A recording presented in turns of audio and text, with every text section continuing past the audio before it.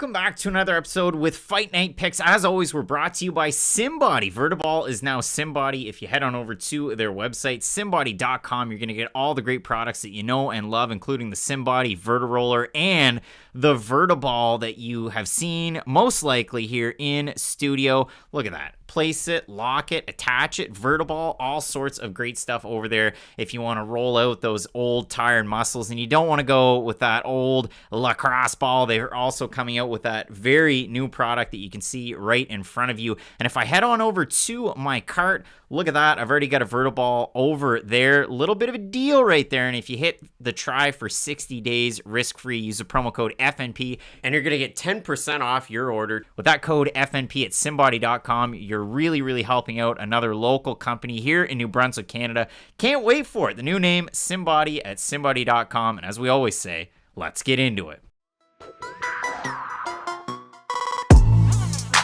A last look at the big card. Be sure to head into the chat and have your say. Let's get into it and join in Fight Night Picks ? That we're back, Matt. You gotta center yourself a little bit, but we're set for UFC Fight Night, UFC Las Vegas. It's Jan versus Dvalishvili. A big-time card coming at you from the theater at the Virgin Hotels off the Strip in Vegas, Matt. They haven't had cards outside of T-Mobile and the UFC's Apex for years now. It's kind of wild. It's kind of exciting right there, but we're really eager to get set for this big-time card. Of course, Las Vegas is just a bump and getting ready for this one. And we did obviously lose a fight yesterday. Ricardo Ramos out of his bout against Austin Lingo. Ricardo aiming for lightweight in a featherweight fight. So unfortunate there. And another big-time weight miss that's on this card that we'll touch on. And people came after me on Twitter for that one.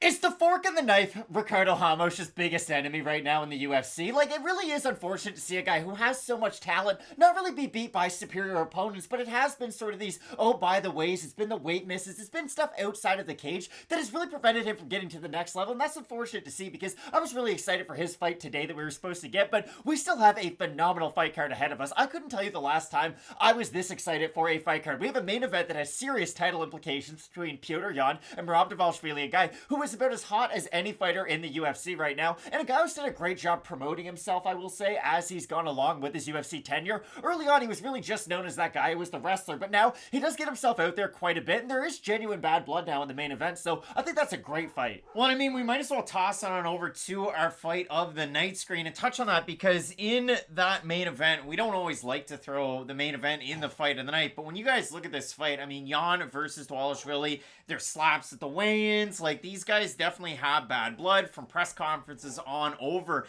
And when you focus on it for both of these fighters and you do consider everything, I mean, whether it's the geopolitics that are in play, whether it's the obvious fact that now all of a sudden Sterling versus Cejudo, it's written in stone, it's announced for May, UFC 288. I mean, I'm really eager to see what people are thinking on this fight and who they're going with for a pick, but when you do focus in on it for a fight of the night, Petr Yan's had fight of the nights. Merab Dvalishvili's had wild fights. He had that fight against Marlon Moraes where he's getting hit by the left hand, he's getting dropped, he's kind of getting himself back into it, and by the end of the first round, he's right back into it. Second round, he's getting the finish.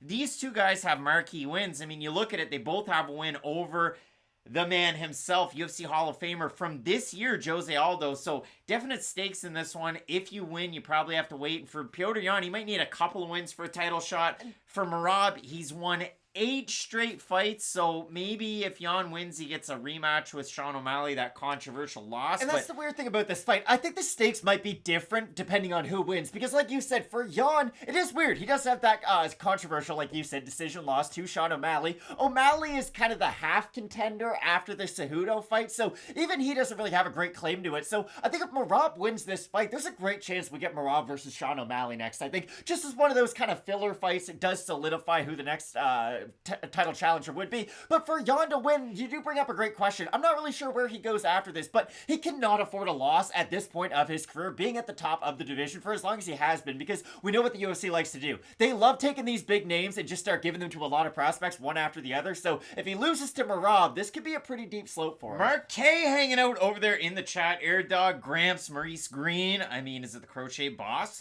Prince Vegeta's son, Cole Richter, and Clay as well. Matt, we have a look at it. second pick at 135 as well. Victor Henry taking on Tony Gravely from his time over with King of the Cage. But Tony Gravely, King of the Cage bantamweight champ. He was also a CS bantamweight champ. He's fought a who's who from his time as an amateur to his time as a pro.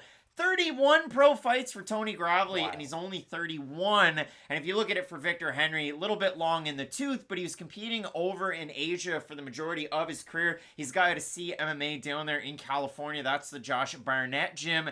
And when you look at this fight, Matt, should be a lot of fun because these two guys definitely throw down, and they're incredibly well-rounded as well. Exactly. Tony Gravely's the guy who you want to fight all these up-and-coming prospects because he just has a great skill set across the board. We know what he excels at. We know what he has some weaknesses in. But for Victor Henry, I know he might be a little bit older than some of these prospects, but we know how high the highs can be. We know how lows the lows can be too. Gravely's just going to give us a good baseline, I think, for an opponent. So this should be a great fight between two, like you said, very well-rounded fighters. All right, Matt. Well, we'll flip it on back. We'll talk about this big-time card. Jan taking on Dvalishvili in that main event. If this is your first time checking out Fight Night Picks !Kicks, hey, thanks for joining us. You can definitely toss a like, help out the channel if you want to hit up the super chat. And again, if you are new, we go all the way from the bottom of the card back up to the top. We quickly go back through it at the very end. We were split on a good many fights that are on this card. It is a pretty darn difficult one to try and offer you up some predictions on these fights. But Matt, this card starts off at 170 pounds or so, you'd think. And listen, the people on Twitter, I get it. Dan Best Fight Picks, he's an NFC guy. And I understand that he's got to be a ride or die with his guys. Former welterweight and middleweight champ is Jared Gooden.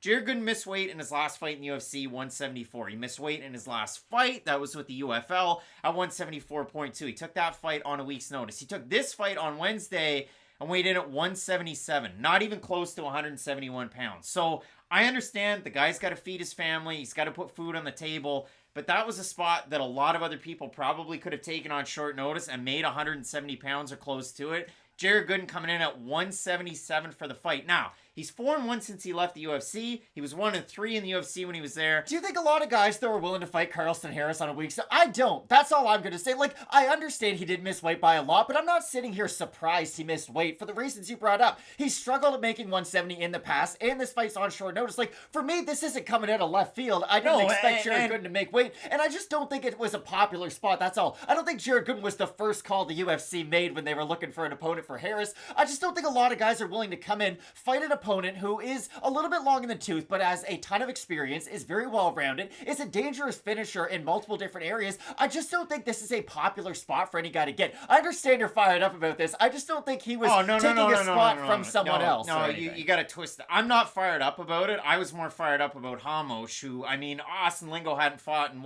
2 years plus, and then he's coming back. The guy misses weight by 9 pounds. But for Gooden, he missed it at 177. He's taking on Carlston Harris again. Gooden took the fight on Wednesday. Over there in the comment section, Matt, Romario Ortiz was all over us in the comments after Alexa Grasso's fight with Valentina Shevchenko. Romario, buddy, not a lot of people picked Alexa Grasso to win that fight. Super impressed that Grasso was able to get the win. Nothing but respect for Alexa Grasso there. We covered that when we did the live show with the sidekick that nobody decided to check out. But Matt, in this matchup, Carlston Harris, we know his last time out, he gets spinning wheel kick knocked out, if that makes any sense. One of the best fighters in the world. By Shavkat Rakhmonov. For Gooden, though, and we touched on it in that individual video, this guy has been on fire since he left the UFC. He has that one loss that was by finish. His last time out, he took on DeMarquez Jackson back with the UFL. Their inaugural card. Now, Jackson, a former lightweight challenger with the LFA, he really burned hot in the first round. And if you've ever seen a Jared Gooden fight, he doesn't necessarily hold his hands high, but when he does throw odd angle punches, he will throw a lot of hooks, he'll throw a lot of overhands, and he's the type of guy that mixes front kicks up from the body to the head, so he keeps his opponents guessing. Jared Gooden's the type of guy that can definitely knock out a horse, and whether that horse weighs 170 pounds, 185 pounds, 205 pounds, or more, Gooden's one of those guys that has the knockout power, so I'm eager to see if Carlston Harris, I just threw his names together, Carlston and Harris. But if Harris is able to go out there, implement his game plan, because both of these guys have some unorthodox strikes. Both of these guys throw with a lot of power, and Harris's submissions are set up off of his opponent's takedown attempts, something that I don't necessarily see Gooden going out there and trying to implement in a fight like this. I still just think Harris is a better and more complete fighter on the feet, and he throws with more variety. You're right, Gooden does like the front kick, but he's not a big leg side kicker or a body kicker or a head kicker. He does rely a lot more on the up the middle and a lot more in the boxing too, and that's why I do favor Harris with this. And again, missing weight by that much is a worrisome amount. If you miss weight by a pound and a half on short notice, I think everybody can give you a bit of a pass on that, but by missing by 6-7 pounds, that is a drastic weight miss. So I do like Carlston Harris in the matchup, but I say this every single time the guy fights. He's 35 years old. He kind of has to look good with all these matchups, because we know what the UFC does. If you're winning by close decisions, they're not going to give you a lot of spots further up the roster your next time out. But if you can go out there, look good against Gooden, and maybe get a finish, then potentially they will give Harris another spot further up in the rankings. And Harris is a big favorite in the matchup. He's supposed to take on Abubakar Nurmagomedov in this fight, a former Gooden opponent. Over on our Instagram page, it's at Fight Night Picks there. In the poll, 72% of you went with Harris, 28% with Jared Gooden. But again, when you look at both of these guys, they throw a lot of unorthodox shots. They throw a lot of power into their shots. Gooden's one of those guys that's going to go and burn very hot in the first round and a half. I like Carlston Harris in the matchup ever so slightly, but again, you look at the odds, Harris is about a 3-1 favorite here. We were actually split on the pick at the start of the week. I had Harris, you had Nurmagomedov. We were both together in picking Harris. Middle of the week, it was on Wednesday, so both of us with Harris in the matchup. But a very, very volatile matchup in the comeback for Jared Gooden at 177 pounds. It's a fun opening fight, though. Like, I was really excited for that Nurmagomedov-Harris fight. Like, that is top tier for a card opening fight on a Fight Night card, but this should still deliver, I think. Should be a good one, Matt. We moving on over. Russ got at Harris looked thin. They are fighting first. I switched to Gooden. Okay. Matt, in the next fight, we have Tyson taking on Bruno Silva. Now, Bruno was on a run, and he was kind of kicking guys left, right, and center out, or at least you thought so. The Victor Rodriguez knockout that he had, the 3 knockdowns en route to a knockout win over JP Bays, and he's been off for like 2 years. It's been unfortunate. Tyson Nam being the older man, the much more seasoned veteran, Nam's not one of those guys that's easy to get out of there. And for Nam, and to his credit, his last time out, he goes out and finishes Ode Osborne. Nam was a pretty big underdog in that fight. You go down through Nam's overall run in the UFC, he's got a split decision loss to Matt Schnell, decision loss to Kai Kara France, and a decision loss to Sergio Pettis. That fight was on short notice for Tyson Nam. Those guys are all top-ranked competition in the flyweight division. Wins over Zaruk Adashev, Jerome Rivera, and Ode Osborne. So guys kind of outside of the top 15. And that's why it's difficult to get a great opinion on a guy like Tyson Nam, because when he looks good, he looks as good as anybody. But when he is kind of on the back foot, not fighting at his full potential, you do notice holes in his game. And I think this fight, more than any other on the card, is really just going to come down to range, because Bruno Silva is a good striker on the feet. He has good boxing, has great power in his hands. Of course, we've all seen that. But if he's on the outside against a guy like Tyson Nam, he's going to get picked apart by the accurate shots of Nam. And that was the great thing about Tyson Nam. If you go back and watch the film, he's not a guy who wastes a lot of movement. He's not going to get himself tired by overthrowing with his volume. But the problem that comes with that is sometimes he does try to over set up that counter shot. It is a little Uriah Hall-ish. Many feints when you watch Tyson Nam's Uriah Hall, I think, is probably the best example of it, because he's a guy who, when he lets his hands go, he has devastating impact on his opponents, but every now and then does get caught in the mirror. And for that reason, I understand why we are split on this pick. I think this fight is a very close fight, but I do think Silva's going to be able to get on the inside of the range of Nam because of some of that inactivity, and I think that's how he'll be able to win this. So the best part of all of this is Cole Richter figured out a conversation we had before we came on the show, and Matt's completely gone turncoat, makes fun of me in baseball, but if you look at it, you're in shambles. Guys, I wear a lot of different NBA clothes all the time. I love the Raptors, but goodness, they're going to lose every single game for the rest of the season. I still love the Raptors, just have a lot of NBA clothes. Matt, when we have a look at this one, and you look at the odds, Bruno Silva open plus 130, minus 190 as it stands. Nam open minus 150 is a plus 160 underdog. We have a look at Fight Night Picks for the total votes on this fight. This is I'm curious what they are, yeah. This is the one that got jumbled. 55% with Silva, 45% with Tyson Nam. And the craziest part about it is, Matt, Bruno Silva coming into the UFC, I was very intrigued. I didn't necessarily think he was going to beat Khalid Taha, and he didn't. He lost that fight. And then he kind of went on a really weird run. I thought he looked great against Tagir Ulanbekov, and in those tight decisions Bruno Silva was losing, I always picked up on some nice positives for him. I was all over him in the 2 knockout wins that he had. It's easy to say this after the fact, but again, as you say, Uriah Faber, check the tape, bud. I was on Bruno Silva the whole time. This is the one where I get off the Bruno Silva train. I'm going with Tyson M in the fight. The inactivity from Bruno Silva, I have questions around it. Like, he's 32. He took off 2 years of your prime. And we haven't seen him. Spring chicken. No, but for Bruno Silva, I just wonder why. Because he was on a really, really nice roll. He's picking up bonuses in those wins, and now all of a sudden he's been out for quite a while. So for me, I'm going to go with Tyson M. Matt's going with Bruno Silva in the fight. Would you agree, though, this has all the potential to be a fight of the night, though? Like, I can see this being a back-and-forth fight where both guys get clipped. Like, I really do think this is going to be a high-level matchup. The Jet says QMK parlay today. Never. Matt, we move into the next matchup. Ariane Lipski's taking on JJ Aldrich. I think JJ Aldrich wins the fight. She's just steadier. Like, I've been higher on JJ Aldrich than most people are because I just think she's a great opponent for a lot of prospects to fight. Because again, Aldrich has a lot of clear positives and clear negatives to her game. But when you look at someone like Ariane Lipski, she is one of these peak and valley types of fighters. But we've seen a lot more valleys than we have seen peaks. Now, if she is able to get her combinations going from the outside, maybe she can land on Aldrich. But the thing is, Aldrich does keep her hands up. She is steady enough, I would say, with her hands to at least prevent her opponents from throwing a ton of volume. So this probably won't be the best fight on the card, but I do think Aldrich with her steadiness should be able to win this one. Yeah, I mean, you look at this one, and Lipski very much peaks and valleys. Now, her straight shots up the middle, whether it's her kicks, whether it's her punches, good. She is very good. She can land with a ton of power. 61% at Fight Night picks going with JJ Aldrich to get the win. Billy slaps. Look at who Bruno is training with. He's going to win. Well, I mean, Bruno Silva's trained with all those guys for the longest time, and he's not the Pitbull brothers. And he's not Henry Cejudo. It's me, Bruno. That's what Bruno Silva's all about. So when you look at this one, though, Ariane Lipski, like, I could say the same thing about both of these women, Billy Slaps. Like, Ariane Lipski trains an American top team. She's not Yoni Jacek. She's not Karolina Kowalkiewicz. She's just Ariane Lipski. And for JJ Aldrich, she trains out of Elevation. She's trained with people like Raquel Pennington. She's trained with pound for pound Muay Thai's Tisha Torres. Like, she's trained with so many great women. I mean, we've seen a staple of these Aldrich camps lately in the last couple of years be Miranda Maverick. But Aldrich isn't Maverick, but she doesn't fight like Maverick. Aldrich is one of those fighters that's not going to throw a ton of kicks. She's going to counter strike off the back foot and throw a lot of boxing combinations. So for me, I like the steadiness out of somebody like JJ Aldrich, but that's just the way that it is. Mick, Whateverton, we don't talk about Bruno. Well, we did talk about Bruno. All right, Matt, so we move into the next one. Victor Henry's taking on Tony Gravely. And when you look at this fight, Matt, I think we were split on this one at the start of the week. If I'm not mistaken, you had Henry. No, I had Gravely. I had Gravely as well, so then we weren't split on it. I'm pretty sure you picked Victor Henry. I did not. I just watched the video before I came here. Oh, boy. Watching your own work, I mean. Well, to make sure I had the pick. Okay, that's fair. So when you look at this fight, Tony Gravely, Victor Henry had his, like, it's not even a flu game, the fight that he had when he took on Raoni Barcelos in his UFC debut. He went so hard in that fight. He struck like I had never seen him fight on the regional scene. And I watched a ton of tape on Victor Henry when he made his UFC debut. And for that reason, I didn't have him in the fight. Now, he's a giant underdog, and he won.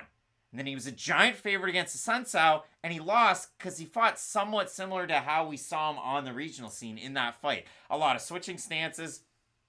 Not low volume, but low percentage and a little bit lower volume. And for Tony Gravely, he's a guy that you consider for Gravely. I mean, he fought NCAA D1, Appalachian State. He's got that heavy right hand. He pumps the jab out there. For me, Gravely doesn't really disguise a lot of his level changes. He kind of stands pretty tall. And that's why he's outside the top 15. Yeah. Like, that's the thing about Gravely. You see fighters like him at the top of the rankings in every single division. Guys who have heavy hands, great wrestling, good top positions, struggle with their cardio, maybe their output, but again, the other strengths in their game have been able to carry them to the top of the divisions.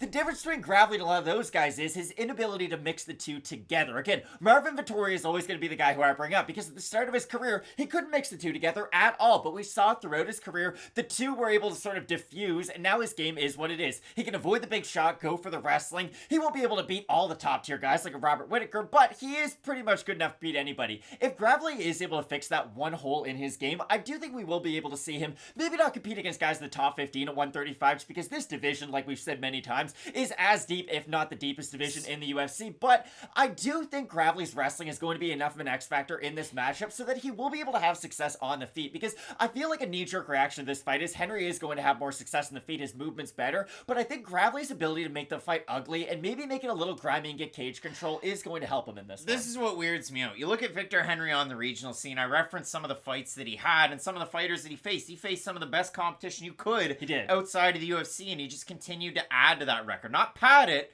he added to it because he's fighting really good fighters. But for Victor Henry, there's times where he gets taken down and then it initiates his own jiu-jitsu, and he's great in the scrambles. He's great when he's on the mat, and Gravely's one of those guys. You go back to his fight against Simon Oliveira, he gets caught in some of the front strokes, some of the guillotines, but he always gets out of it, and then he's able to land his own shot. So I saw it up there, Thomas Hewitt saying Henry faced some of the best defensive fighters, or one of the best defensive fighters in Assuncao. We'll return to the output like the Barcelos fight, which we had never seen before. So for me, I do have a hard time with this one because Victor Henry, cardio-wise, we could see it. Brandor doesn't like the cardio to Tony Gravely. I like it in some of these fights. I mean, against a guy who's so good on the outside, Javid Bashrat, that might also give you pause on Gravely, and you might like Victor Henry for that reason. Gravely's one of these guys, though, who, when he does succeed at the thing he does best, which is the wrestling, that's when he does start to tire. So it is a bit of a double-edged sword, because, again, do I like the wrestling? Do I like the top control? Yeah, they're two of the better parts of his game. But, again, if he out-wrestles himself in the first round against a Victor Henry and loses the last two rounds, I wouldn't sit here and be all that surprised by any means whatsoever. Well, I mean, 54% at Fight Night Picks going with Tony Gravely, so 46% with Victor Henry. I have Tony Gravely ever so slightly.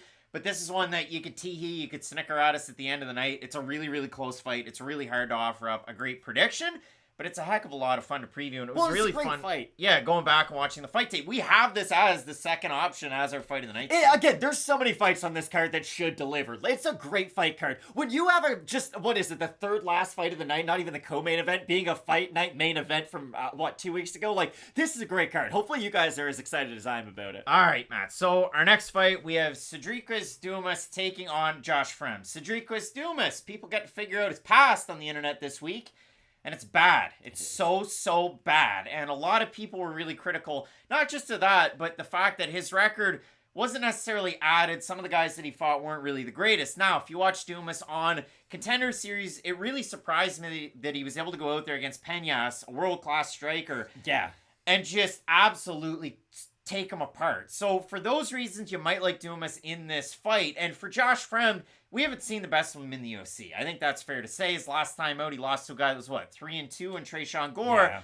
Gore looked amazing in that fight and just nearly popped his head off like a daisy. So for Fremd, you go back to the days of Fury when he was able to get some wins there with the LFA as well. And I know a lot of people were really high on Josh Fremd even before that Gregory Rodriguez fight. Forget about the Gregory Rodriguez fight. Josh Fremd was that guy at middleweight. He's kind of had some ups. He's had some downs. But when you consider it in this fight, I know it's kind of like a buy low on Fremd is what it kind of feels like. And you're kind of buying high on Dumas coming off that win, and he's undefeated at this point too. But he did look good the last time out, and that's the thing. I think you can become not a new fighter overnight, but I do think you can improve upon previous performances. And if Dumas can just continue to improve upon the last guy that we saw, I'm not sitting here telling you he's going to be champion or anything, but that's a pretty good fighter to start building upon. And for Fremd, I do worry about his striking defense in a matchup like this. We know how good of a striker Dumas is, how quick his hands are too, and that's the thing. He's not a power striker who really has to sit down and load up on his shots, a la like Vanderlei Silva way back in Pride. He can let his hands flow a little bit more and really let his hand speed do the talking for him, and that's why I do favor Dumas in this matchup. But I think that's why the odds are as close as where they are. You might look at the guy's resumes and think, hey,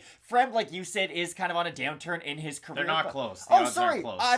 Dumas is way too big of a favorite. Yeah, my apologies. I thought Dumas was like a minus 135. I thought the odds were quite close. But for Dumas, again, I do favor the hand speed. I do favor the power. It will be interesting to see how does Fremd deal with the ranges in this fight, because on the outside, he is going to struggle. If he can get on the inside and start to wrestle a little bit, it could shift the tide in his favor. I just think he's going to eat a lot of damage before he gets to that point. Yeah, 82% of the fans going with Dumas to get the win, and I think it's just because of the recent string of success that you've seen from Dumas, because he turned a pro not that long ago, and he's just continued to win. Active, yeah. 7-0 to this point, and for Dumas, if you go through the wins, beats Aaron Highbaugh, who just signed up with the UFL. I saw that. That was back in back this time last year. He was able to beat Highbaugh, beat DeWitt Dixon, who was 1-0, Mario Mancias, who was 1-0, 5-8 Lance Thompson. Like, it wasn't a good level of competition. It's the way that he's doing it.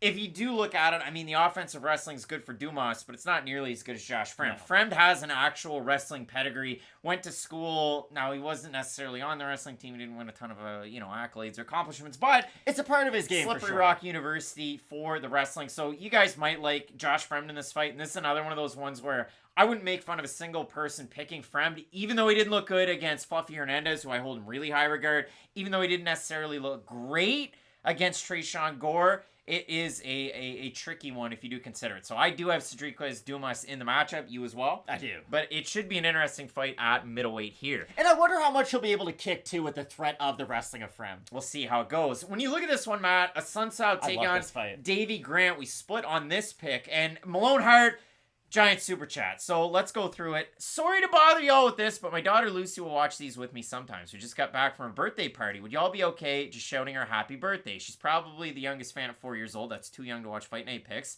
We don't swear anymore. But Lucy, happy birthday, Lucy. Happy birthday. That's incredibly exciting. I hope you have an amazing day. Hope you have an amazing birthday weekend, really. So, congrats, Lucy. Happy birthday. Happy birthday from the Canadians at Fight Night Picks. I even wore my GSP shirt for today, Matt. So, really, really shouting it out. So, happy birthday to Lucy. Let Lucy know over there in the comments section. The 4-year-old's birthday who's watching Fight Night Picks. Shout out Lucy. The demographic changes again. And a super chat from Sean Glenn. Not expecting a win, but come on, Marab! Appreciate the work, fellas. Sean Glenn, I appreciate the super chat. You didn't even need to because I was going to do it later What do you think the over-under is for Come On Marabs tonight? Well, you're going to have Aljo. You're going to have Mr. Matt Serra. Would the line be set at like 47.5? Would it be that high? No, I'd say a dozen. Over under a dozen. So when you look at this fight, Matt, Assuncao taking on Davey Grant. Davey Grant, long in the tooth, but they both are. Grant has less pro experience. He's gotten much less closer to the top. But he's had some really interesting fights here of late. I mean, you think of the Adrian, now Yanez. You think of the fights that he's had against Marlon Vera, and he's worn it on his face. Whereas for Assuncao, he had those tough losses on the way through. I think of the Moraes rematch. I think of the fight that he had against Cody Garbrandt. But his last time out, the defenses were there. He didn't get dropped. He didn't get knocked down. And it was a vintage performance from Assuncao against a guy like Victor Henry. I wonder, Craig Hart hits up the super chat. Heart Clan 1 year stronger. Happy birthday to Lucy. So another happy birthday to Lucy. Shouts birthday. But when you look at this one, Matt, again, we split on the pick. So I'm eager to see what you've got on this one and what the people in the comments section have too. I just think there's a big difference between Victor Henry and Davey Grant. And I know Davey Grant's older than Victor Henry, but not in MMA years. And this is the thing about Davey Grant. He can eat big shots still and doesn't go down as a result from them. Think about guys, and Assuncao's a little bit in this category, but he does have great striking defense. And that's why this stage of Assuncao, feel free to disagree with me, it reminds me a little bit of like Andrei Arlovsky-ish a little bit after he had suffered a lot of those knockout losses. It's, hey, I'm going to rely on my defense. I'm going to rely on my outside striking. I'm going to go a little bit more to the leg kicks, a little bit more to the grappling. Now, of course, Assuncao has more of a background in the grappling than a guy like Arlovsky, but still, he has changed his fighting style a little bit at this stage of his career, and I think he has to in a matchup like this because Grant's a guy who will plow forward. Now, sometimes it gets him caught, and against a lot of these upper-level strikers, like the Yanez's of the world, they're going to be able to get in, use their superior hand speed, and be able to get back out. I just don't know if Assuncao's going to be able to be on his bike for consistent 15 minutes in this matchup, because the thing about Grant is, he is old, he does take a lot of shots, but he does have pretty good cardio and pretty good output throughout a lot of his fights. And again, I don't think Assuncao is one of these guys who Grant has been fighting previously, because Grant and Assuncao have both kind of become these, hey, you want to fight prospects on the way up, so it is like nice. Guido Cannetti? Okay, I guess. But it is nice that this fight is sort of a reset for both guys. It's a good opportunity to get a big name on their mantle, and it's a great fight too. Again, if this resulted in a fight of the night, I would not be surprised whatsoever. Davey Grant could pull a fight of the night out of a box of pool noodles. I just don't know if Raphael Assuncao's up for that kind of a fight. Grant had 4 bonuses in a row, performance bonuses over Martin Day and Jonathan Martinez. Then he had fight of the night against Marlon Vera, lost that one. He also lost Adrian Yanez. And then he knocked out Mr. Luis Smolka. So I think it's going to be a really good fight. But for me, I think that the grappling edge goes to a guy like Assuncao. I think the volume numbers can go to a guy like Assuncao. 65% of the fans have Grant to win, 35% with Assuncao. Now, do volume numbers beat power? No, and they shouldn't. They never should. No, so Grant hits hard. For that reason, you might really like Davey Grant. Never too young to be a fight fan. Happy birthday, little one. Nicholas with that super chat. Much appreciated. Happy birthday, Lucy. The thumbnail is still gone, so apparently I didn't change the thumbnail, which is weird because I did, so that sucks. But I'll change it as we talk, Matt. And you can kind of touch on the next fight, and we'll open it up with that. You've got Carl Williams versus Łukasz Drewski, and for Łukasz, continues to weigh more every fight. I think he's going to be at a wrestling disadvantage in this match. The thing about Carl Williams is he is going to be at a weird undersized factor in a lot of these heavyweight matchups, and I do wonder at what point it is going to come back to bite him. Jailton Almeida is going to be a guy. That's weird that people are seeing the wrong thumbnail because it shows as Jan versus Marab on two I'll of be our honest, I computers. saw the Gon Jones when I first opened it up. But anyways, I just think for Williams, again, at a certain point, his undersized factor is going to play a part in some of these matchups. I'm just curious as to when, because I'm a firm believer that being smaller in the heavyweight division is more often a benefit than it is a detriment, because we've seen a lot of these undersized heavyweights use speed and use grappling to their advantage. And I know, again, Almeida, I've already brought him up twice, is an easy guy to talk about in that capacity, but he can go out there, utilize his speed to get on the inside, not really be threatened by some of the power that these guys possess in the heavyweight division, and then use his technique once he is able to get on the inside. I think for Williams, that's going to be a pretty good game plan, especially in this matchup. The problem is, though, and I can openly admit this as someone who's picking Williams in this matchup, there's a version where Drewski doesn't show us that much, and we don't really learn a lot about Williams. I think Williams could just showcase the wrestling a lot in this matchup and still leave us with quite a few questions moving forward. And if you look at it for Carl, I mean, this is a guy that spent a large portion of his career at light heavyweight. So for Williams, his last time out on Contender Series weighed 233. It was a short notice fight for Williams, and now he's at 240.5.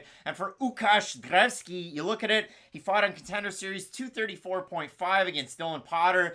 Positive with the old USADA test. He still gets picked up into the UFC. 236.5 against Budai. 245 in this matchup. And Williams has really good wrestling. Prince Vegeta-san saying Williams is a grappler. He fought a big-time wrestler his last time out and picked up a big-time win over on Contender Series. So a tricky one if you consider it for both of these guys, because Williams, he's got good power on the feet, but he doesn't have the volume that a guy like Łukasz Drewski has. So I do have Williams in the fight. I mean, if you consider it, Jimmy Lawson, Penn State wrestling star, was who he had fought the last time out. 3-3 on takedowns and 10 minutes and 54 seconds of control time. But if you look at it for Budai, in that fight, you might have thought that Drewski won the fight. I think you could make an argument. It was a power shot to Budai versus the volume of a guy like Drewski. But Budai wasn't able to go out there, impose his will with his physicality, and even take down Drewski. So I'm kind of poking holes out of my pick for Carl Williams. But I think Williams is going to be much more dedicated to that game plan. 72% of the fans at Fight Night Picks going with Williams. I'd like to know if people could tell me if the thumbnail's right at this point, because I did change it one more time.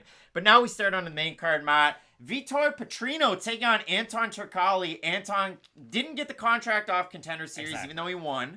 They bring him on short notice in that kind of Span Krylov weight class. It was supposed to be a 220-pound catchweight versus Jailton Almeida. He gets taken down. He gets submitted. Kind of to be expected for most guys. I think Almeida, if he wins his next fight, probably fights Cyril Gane. And Gane, it's either, hey, take that fight or see you later. They'll do if you're still gone, don't get taken down, for the love of God. All right, so Bub Collins says the thumbnail's right. That's really weird. We're good on my end at showing the right thing. So thank you there. I don't know what YouTube was doing on that one. But Petrino versus Turkalj, this is a clash of styles because one guy is a power striker and the other guy is a wrestler at his core. And we didn't really get to see that the last time out against Almeida for Turkalj. Now, I do think he will have the grappling advantage in this matchup, but Petrino's something special. I gotta be honest. Like, his striking style, his power, his speed, is it gonna carry him to the top? He's gonna have fights in the UFC where he just whiffs on air and then he gets completely gassed. Without a doubt, but he's also gonna have fights where he lands with his power and just flatlines guys. Cody Yule with the super chat. A lot of PA wrestling references. Big fan. Not gonna lie, the Slippery Rock one caught me off guard. And I even threw out a reference to one of your all-time Slippery Rock guys out there, Cody Yule, a former Olympian back in the 70s. But Matt,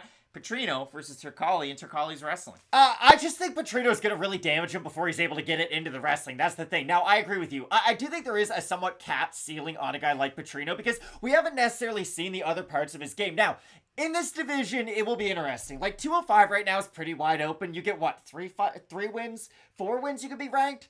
Like, lightweight, bantamweight, you need 8, 9, 10 wins just to sniff the rankings. So, for Petrino, I do think he will be given that sort of contender series push, if you will. But this is a difficult matchup for him because a lot of people are going to have a negative opinion of Turkalj based on the last time we saw him. But we are going to get him in much better circumstances. He's at his better weight class. He is in a much better stylistic matchup. So, hopefully, we just get a great fight at 205. Yeah, and Turkalj's one of those guys that he has that IMMAF lineage. Now, IMMAF, what's going to happen now? It doesn't look like it's going to continue, or maybe it will. We'll see what happens in that kind of saga. But when you consider for Turkalj, a ton of amateur experience, he was undefeated as a pro before that short notice call up against Almeida. He's trained extensively with Gustafsson and Khamzat Chimaev at All-Stars for a very long time. And when you look at it, Turkalj's definitely a better wrestler than Petrino. The thing that scared me watching the Brave fights for Turkalj is his striking defense isn't all that good. He holds his hands really low at the start of the fight. That's his thing. It kind of opens up threats. So you see his spinning finishes, or the spinning finish that he has on his record. You see how he's able to do it, move out of the way, throw the spin, get the knockout. He's able to take a lot of guys down, but his takedown defense a little porous, although it opens up the threat of his grappling as well. So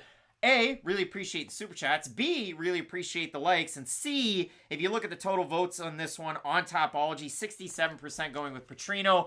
I do have Petrino in the matchup, but it is very volatile because, again, if Petrino doesn't get an early finish, Turkalj can just take over and things can go really south. The thing about Petrino is he does have a unique skill set. Like, if he just keeps his striking at the level that it's at now and works a lot in his defensive wrestling, I think he could become a half-decent contender. Kai Quackenbush, why aren't you guys talking about the smaller cage? Because we're not on that fight yet. We're not on that fight yet. Now, both these guys have fought in the smaller cage at the Apex on Contender Series. You did see Petrino get dropped by a jab against Bellotto his last time out, and then he comes back and knocks him out for a second time. So crazy stuff there.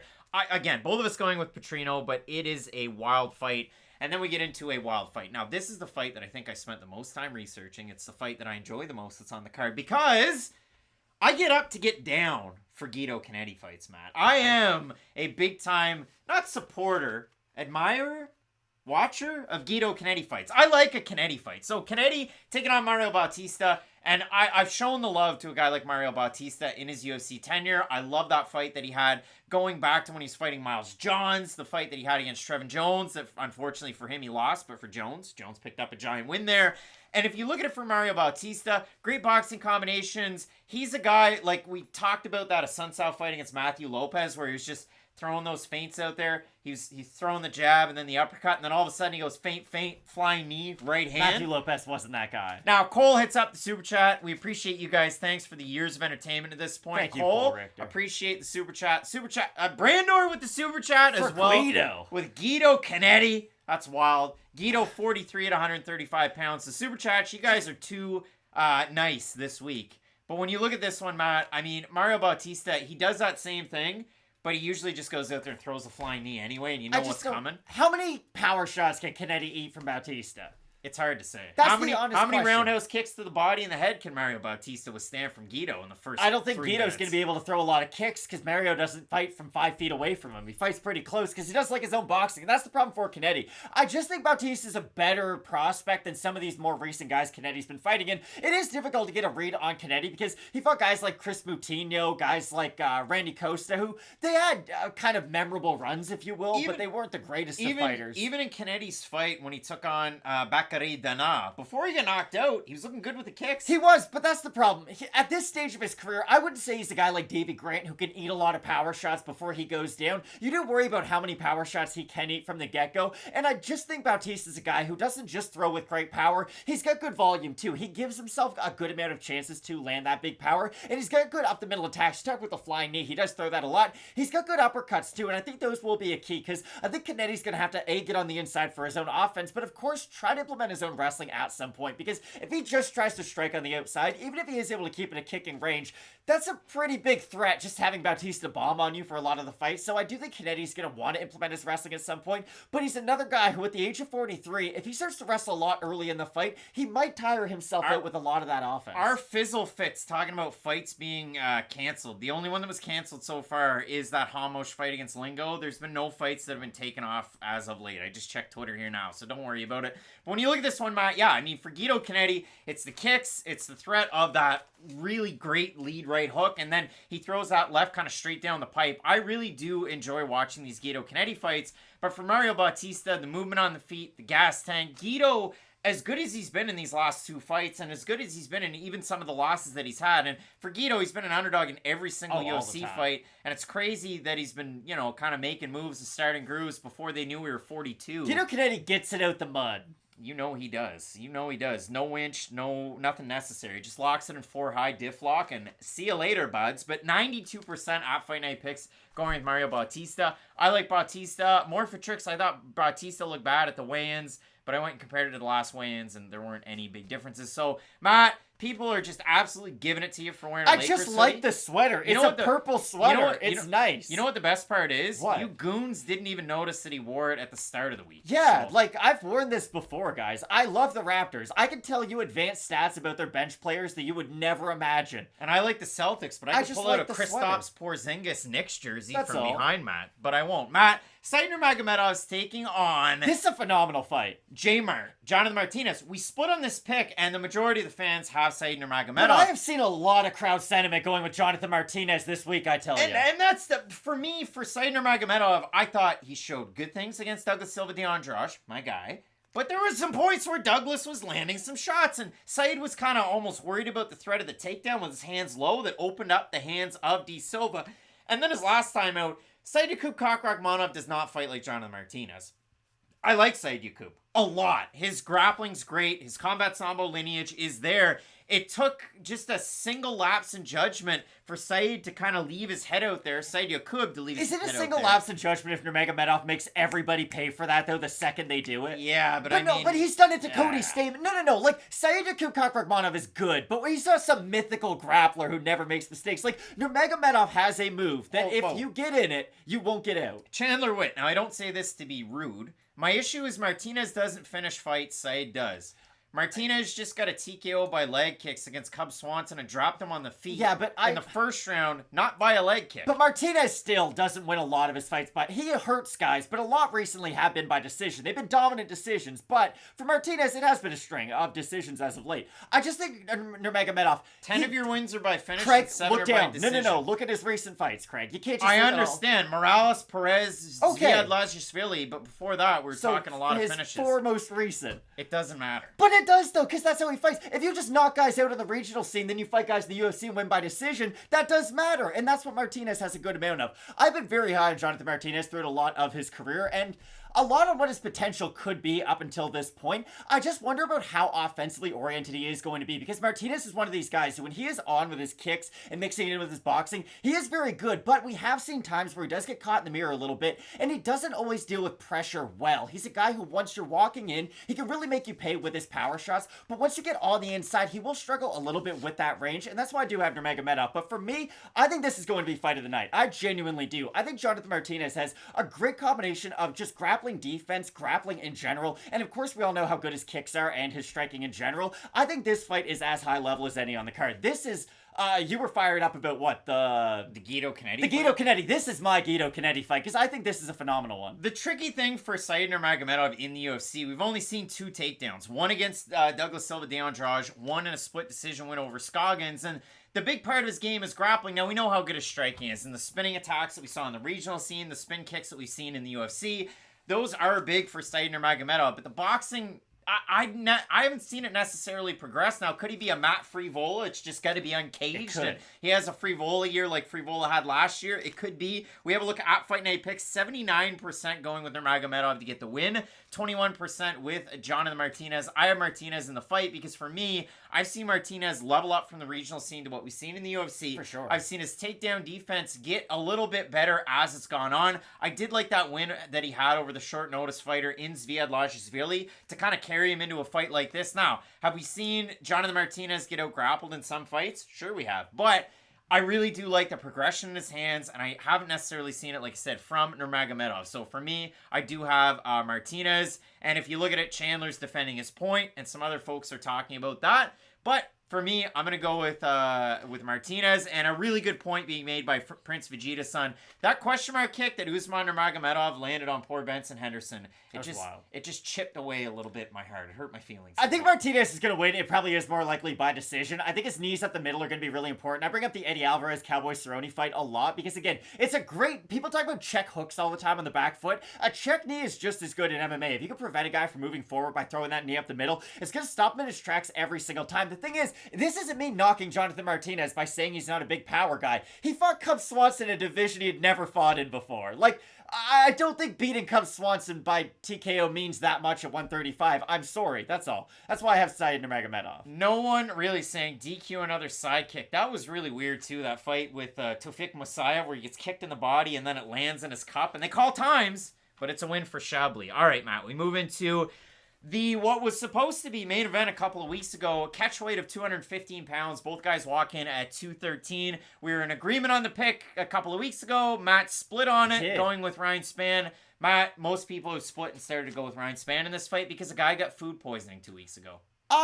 That's not my reasoning, though. I brought up my reasoning. My reasoning is one guy has to fight for 10 less minutes, and I thought he was going to lose those 10 minutes in the original matchup. So, for me, I did worry about Ryan Spann's 5-round cardio. 62% at Fight Night picks going with Ryan Spann. I worried about Spann, especially later on in that fight. Not that I'm overly confident with Nikita Krylov's cardio, but I do like his output, and I like his variety of shots a lot more on the feet. And I thought, okay, if he could withstand that early pressure from a guy like Ryan Spann, maybe implement his grappling a little bit more in the second, third, fourth, and of course fifth round, then Nikita Krylov would have a great way to win the fight. And still, can he have success in those same areas? Of course he can. I just think for Spann, the fact that he can fight 10 less minutes is going to be important. It's going to allow him to burn a little bit hotter in those moments where he can really explode and try to go for the finish. And I think that will be important because here's the thing. I still think for Ryan Spann, it's going to be difficult to win a decision. Not impossible by any means. He can go out there, hurt Krylov in the first round, not throw a crazy amount of volume, and then do enough in the second to win it.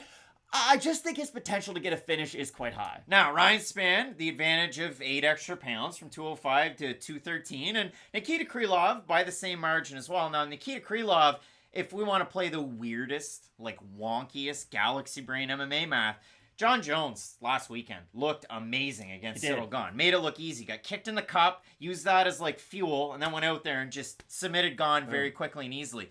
Who taught John Jones that stuff? Walt Harris. Walt Harris taught him every single thing he knows. And who did Nikita Krylov beat at heavyweight? Walt Harris. He did that years ago. 9 years ago. Up at 213, Nikita Krylov, an even better opportunity. I mean, he did it against Walt Harris years and years ago. No. For me, the reason why I do have Krylov against Spann, Ryan Spann has, the kiss of death in his hand. It's insane. Now, you saw it, especially when Spann was taking on Dominic Reyes. And I know Reyes, for the same reasons that you might not like a Cub Swanson knockout win, Reyes had some tough goes after that John Jones fight. And the difference is Cub went to a weight class he'd never fought in. And I know that. But if you look at it for Ryan Spann, step in, the end of that jab, rocks him. The right hand comes down and clubs him down. The left knocked him out. He was out on his feet. The right hand just dropped him down. It was just an after effect. But when I look at this fight, I like Krylov's well-roundedness. The thing that scares me, though, is Krylov in every single fight, whether he wins or he loses, he gets hit. I get nervous. The only fight that weirded me out was the fight that he had against Johnny Walker, where he just kind of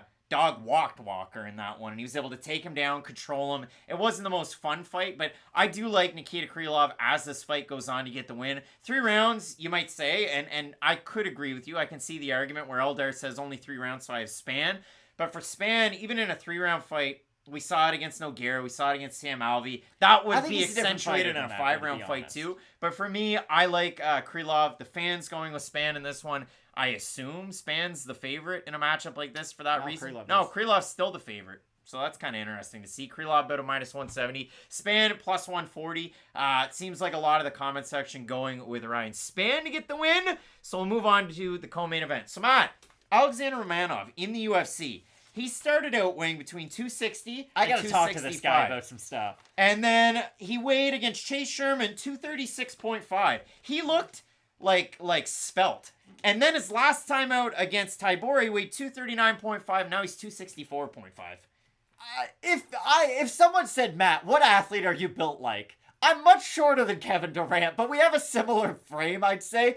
I want Alexander Romanov's weight gain regimen because Like he's James Harden. He just looks like a new man every time we see him. When he became skinny Romanov, I was like, okay, maybe we will have a real contender because we knew the cardio issues when he was a little bit bigger. We saw him wrestle himself into exhaustion. So and you got to use the example. It was the Juan Espino fight that really accentuated. But even in some of the fights he was winning, it was okay. The first round burning very hot, and if he's not able to get the finish, those takedowns are coming at the same rate after those initial 5 minutes. So once he was able to lose that weight, I thought, okay, maybe he will improve upon the areas he struggled in. But it was weird. It was a bit of a double-edged sword because in losing the weight, he lost a little bit of his strength, which helped him accomplish a lot of those takedowns. So I will be very curious to see what this does mean for this matchup because I think it's almost going to make him play the extremes more. It's like my Chris Davis example. If he's going to be able to hit home runs, then he's very valuable to your team. But if he's just striking out, not walking, and like grounding into double plays, he's not good. So for Romanov, I think if he gets the takedown, he'll be that much more effective in the top position. It's going to be that much harder for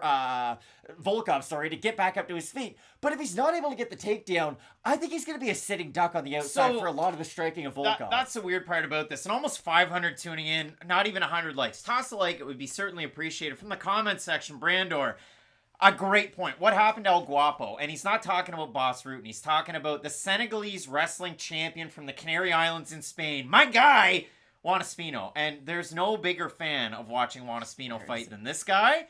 And I wish I knew where he was. I mean, I love watching that guy fight. But when you look at this one for Romanov, when he was on the regional scene and he was just tossing guys, he reminded me of like a Rianu Nikolai. Nikolai was doing the same thing when he was on the regional scene, but Romanov was along almost like a karate stance with his hands low. He was throwing punches. He was throwing wicked kicks, whereas Nikolai was just going out there kind of throwing boxing combinations and running through people like he has recently. Who's buddy from Bellator, the heavyweight, known for the sambo tosses?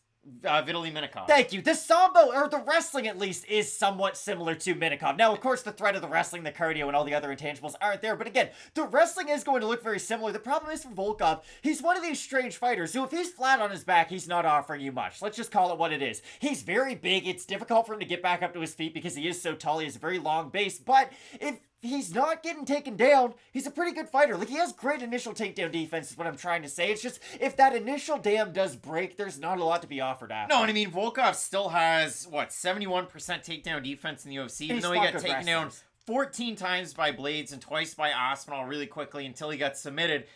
That Aspinall fight, for some reason, and this is just a fault that I have. Now, I try not to put too much weight on one fight when I look at somebody's overall career, and look at Volkov. He's 35-10? He's had a fight or two, eh? Oh, but when I look at it against Aspinall, I weight it really highly, and for that reason, I like Romanov in the matchup. Romanov gets you down, he gets on top. He's really hard to get Did you have Volkov at the start? No, I had Romanov, and I still have Romanov in this one. If we have a look at Fight Night picks for the total votes on the fight, you had Volkov. I did. I know 55% with Volkov, 45% with Romanov. This is one of those fights that in the comment section throughout the week, there's been a lot of pro-Romanov, people. But the thing that I like for Romanov is not getting himself clouded, not training in the States for this one, not at Extreme Couture, even though I love Extreme Couture as a camp, and I usually point to that as a giant positive. He's back at Lion Comrade Club in Moldova, and I think that, coupled with the fact that he's 264.5, helps him out in a fight like this against Volkov. This fight's gonna be really one-sided one way or the other. Like, Romanov's gonna get him down and completely mop Volkov, and I'm gonna look like an idiot, or Volkov's gonna defend 13 of 15 takedown attempts, pepper out the jab in there, maybe get like a TKO via body kick. Remember the Walt Harris fight? That was a great performance by Volkov that I feel like it's overshadowed by a lot of the big name losses that Walt he has Harris suffered. is just catching strays today. He has, but they've been based off his performance, so for those reasons, I do like Volkov. I think if he can keep it on the feet, he should be able to have some success. If this was a 5-round fight, though, Volkov would be like a minus 7,000 favorite. All right, so we move into our main event of the evening. Ariane taking on Merab Dvalishvili, and when you look at this one, again, the bad blood, the slaps at the weigh-in, the press conference, it was kind of all over the place. You consider it for both of these guys. Merab's on an 8-fight win streak dating back a number of years. Came in the UFC and lost to Frankie Saenz. I don't think Ariane's ever lost to anybody like Frankie. No. I mean, Magomedov's a good fighter. And to be fair, though, if Frankie Saenz fought Merab Dvalishvili today, yeah, probably wouldn't that'd go be the a same difficult way. fight for No, Frankie. I'd like to see him fight Ricky Simone again. That was kind of a wild ending to that one. He was kicking the bike, and then it was ultimately ruled a finish. But when you consider it for Merab, it starts with Ariane Ware, which was a building block for a lot of people in the UFC, and it's gotten him up to a win over Jose Aldo, and now a shot in this main event. He's ranked third. Second is Ariane, but I see it over there. I mean, a lot of people want to hear it, like the "Come on, Merab, guys, you're going to get it. You're going to get the champ who's going to be defending his belt at UFC 288. You have to wonder if Merab wins this fight, if he has to fight his teammate. I think if Sterling wins that fight, he moves up. In Aljamain Sterling. But you consider it in this fight, Matt. Petr Yan, he's mad all fight week. He's on a 2-fight losing streak, the first 2-fight losing streak of his career. He needs a win, and he went back to training at Tiger Muay Thai for this fight. And there's a lot of fighters coming up on next weekend's card that decided, like, that forever waters at Tiger Muay Thai. There's a lot of fighters from UFC 286 training at Tiger Muay Thai. Petr is one of them on this weekend's card. And you like to see a lot of high-profile people there at the same time. Just like Charles iron Johnson was there iron. a couple of weeks ago, and he looks so flat in his fight against Cody It's Osborne. a little bit different. But in this matchup, Matt, I'm eager to see what we get because, again, small cage maybe favors the wrestler in Merab. That's a big point, too. But here's the thing. I don't know how big of a factor it's going to be because I thought, okay, if Merab's going to win this fight, it is solely based on his wrestling. If you think Merab's going to go out there and outstrike Petr Yan for 25 minutes, you're out of your freaking mind. He Because did that against Jose Aldo. the difference is, though, he used cage pressure. He used volume to do that. You're not going to do that against a guy like Petr Yan. Jose Aldo's 40 years old, too. You got to remember that. And he's 1,000 years old in MMA years. Jose Aldo's been through the ringer in 2 different weight classes. You don't always have to bring up the one exception, okay? I get it. But for Petr Yan, he is the much more damaging guy between these two, and he's going to really hurt Merab if they're going to be on the feet for any extended period of time. Marlon Moraes isn't in the prime of his career by any means whatsoever, and when he was able to land on Merab, he was putting him down. Now, I understand, Marlon still carries that tremendous power and the great hand speed too. The difference is, Petr can give that big storm you, go for the finish, and guess what? He doesn't waste his gas tank on that. He's going to be there round after round after round, and the thing about Yan is, he doesn't get himself tired, and that's something that I talked about already on a fighter previously on this card, but you rarely see that on fighters who aren't ranked. Guys who go out there and fight at their own pace, they don't fight outside of who they normally are. Now, could Petr Yan be on the back foot in a lot of this fight and get taken down and just be held up against the cage? I'm sure he can be, but I still think the damaging shots that Petr Yan's going to be able to get off in this matchup are still going to be able to outweigh whatever Dvalishvili is able to do. The weird part about it, the comment section's lighting up for Merab Dvalishvili. You didn't vote for him in the poll here because 73% are going with Petr Yan. Anthony Merab via spinning back fist a la Raphael. That would be insane. 67% at Fight Night picks at Petr Yan. So, both of them have a lot of Yan shine around them.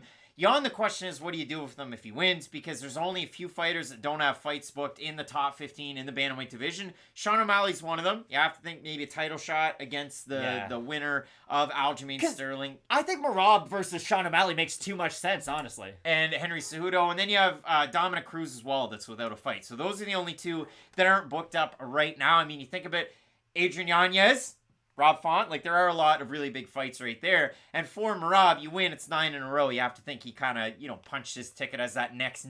So I do like Petr Yan with the striking ever so slightly in the matchup. I like the takedown defense that he was able to show in his last number of fights. I mean, the only time where we saw Petr in a big time bit of trouble with the takedowns, what can you think of it? The first fight against Magomedov? The second Aljo fight. The he second had his back fight take against over 23 minutes. Sterling, yeah. He was able to defend takedowns, but the ones that he couldn't, he was able to be grounded out in that one. So I do like Petr Yan because Merab's one of those guys like a Ronnie Lawrence. It's just rinse and rinse and rinse and rinse and repeat. Shout out Bartholomew. That's a great idea. Figueiredo versus Cruz is his first fight at 135. I think would be a really fun matchup. I agree with you, though. I do have Petr Yan because we've seen him in fights like this before where it's defend a high volume of takedowns and make your opponent pay when they're not taking you down. It's the Jimmy Rivera fight. And it is nice that we can go back and kind of see a similar matchup, if you will. I know Rivera's not a guy who's going to go for the same volume of takedowns as someone like Merab, and he is more refined on the feet. But the man's a full-time police officer now.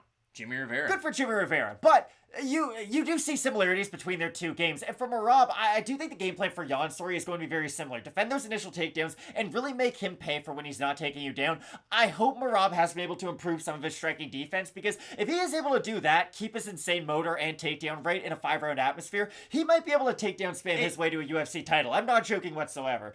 I just think this is a difficult fight for it. Or he goes out there, the threat of the takedown is such a big deal that he's able to open up with his striking like he was able to do against now boxer, future UFC Hall of Famer of this year, Jose Aldo. Matt, question mark kicks, as we always do at the end of the show. We stack the deck once more. We go back down through the entirety of these picks. A tricky one to start the card off. Carlston Harris taking on Jared Gooden. Gooden taking the fight on Wednesday, came in at 177. I have Carlston Harris, but both guys, these guys throw odd angle power shots from the jump. They throw out defense for offense, and they're both liable to getting finished. I have Carlston Harris ever so slightly. We have the super chat. Jan gets KO round 4, spinning back. Could you Let's go. imagine? He does like, Marav's signature against him. That'd be dirty. Yeah. I have Harris in the matchup, though. Yeah, so both of us with Harris. I mean, Gooden's got a great shot for a knockout on short notice. Tyson Am taking on Bruno Silva. Split on the pick. I'll get Tyson Am here. I've got Bruno Silva. I think we'll get on the inside. Going fishing for underdogs. Ariane Lipski's taking on JJ Aldrich. Going with Aldrich here. Got Aldrich. All right. In the next one, Henry versus Gravely. I've got Tony Gravely. This is a tricky fight, though. So do I. Got Gravely. All right. The next one, we have Dumas taking on Fremd. I've got Dumas, but this is one where he's juiced up favorite, unproven, not necessarily the greatest level of competition on the regional scene. Giant win on Dana White's Contender Series, and I might overvalue that in my own head, and I'm discounting Fremd off the 2 UFC losses. But I honestly, guys, I have a hard time here. I do have Dumas, though. I have Dumas. All right. The next one, we have Assuncao taking on Grant. Going with Assuncao here. I like Grant in the matchup. All right. Then we have Williams versus Łukasz Trevski. Going with Williams here. I think he's got a big wrestling advantage in this one. All right. Petrino taking on Turkali. Going with Petrino. Should be a fun fight, but I have Petrino. All right. Then we have Bautista versus Cannetti. Going to go with Bautista. I think so. It should be a fun fight, though. This is one of those weeks where either you go up on a big lead, or I go up on a big lead, or we both end up just with like a 500 record and everybody laughs at us.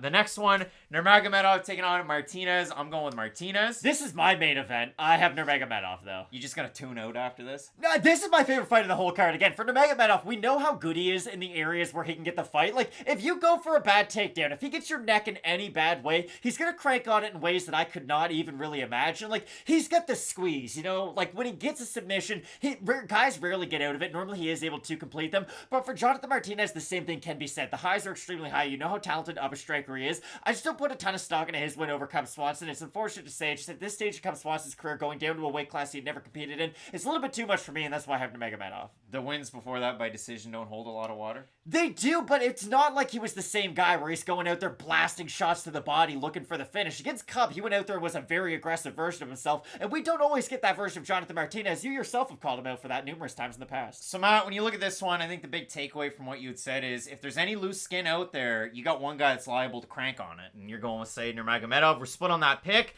We're split on this one as well. I'm sticking with it. Nikita Krylov. Matt, you're going with Ryan Spann here. Again, and you guys have heard me sell a picture for both of these guys. I had Nikita Krylov in the first matchup when it was a 5-round atmosphere. I was really close to switching my pick, and I'd openly said that on question mark kicks by the time that week had finished. So this time around, it only being 3 rounds, I do like Ryan Spann in this fight. But again, this is a great fight, and it's not even the main event. And then we have Volkov taking on Romanov. Split on this one, too. I've got Romanov Got here. Volkov as the underdog. All right, Matt. And in the main event of the evening, Petr Yan taking on Merab Dvalishvili. I'm going with Petr Yan in the fight. It's a great fight at 135. We have this as a possible fight of the night. The other one at 135, I mean, Said Nurmagomedov taking on Jonathan Martinez. And then if you go way back down, our 2 that are out there is the main event. And then Victor Henry's taking on Tony Gravely. 135, it's really, really hot right now. Just everybody on the streets division talking about it. But for me, I'm going with Petr Yan in this fight. I also said Petr Yan. We've talked about this a lot, like, oh, what happens if he wins? What the heck happens if Petr Yan loses? Again,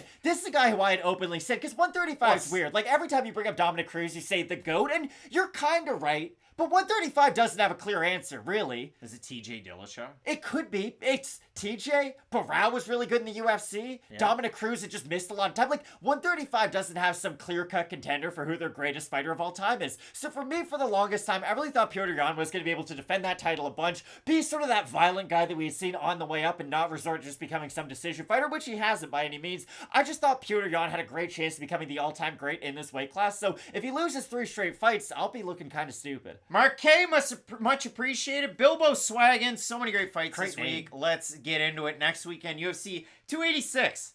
Like in the span of 3 weeks, 2 pay-per-view cards. There's 15 friggin' fights on that card. Way too many fights. 6 debuts.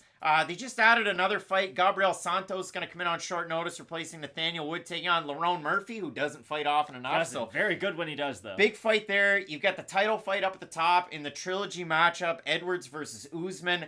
There's just so many fights. 15 total fights. That video will be coming out in the not-so-distant future. Make sure you hang out for that here on the channel. If you're not already subscribed, you'll know when we go live for that one. The likes are appreciated. The super chats are appreciated. We got a lot of fight tape to watch and some big fights tonight. So you're going to want to keep it locked in with Fight Night Picks. And as we always say, let's get into it.